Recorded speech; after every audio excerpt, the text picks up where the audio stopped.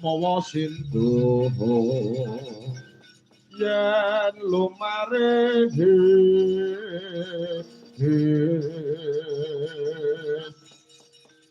Petruk kantong bolong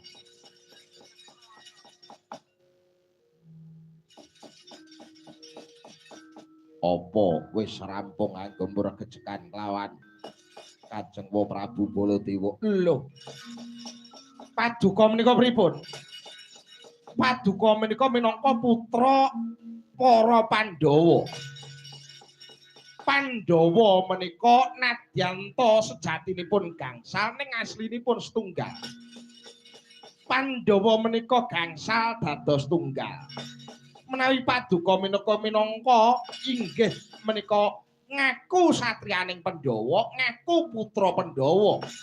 Enten babakan ngeten iki panjenengan kedah cukak caket rengginah trampil tandang gawe. Mbok bila enten layo-layo ing dedalan paman panjenengan nggih menika Kanjeng Ndara Permadi boten sida rabi. Menawi Ndara Permadi boten sida rabi pun malih pernataning dewa. Lho, niku. Jenengan minangka ngaku anak Pandhawa, ngaku anak Werkudara. Enten lelampahan kados keten panjenengan kedah mantun tanggal jawab.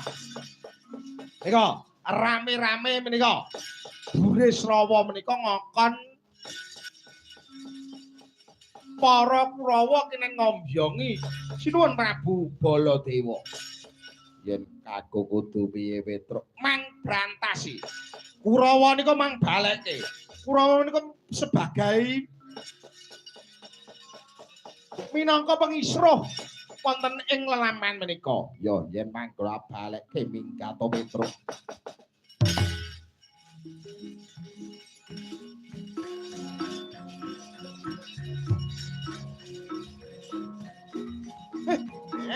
Ya.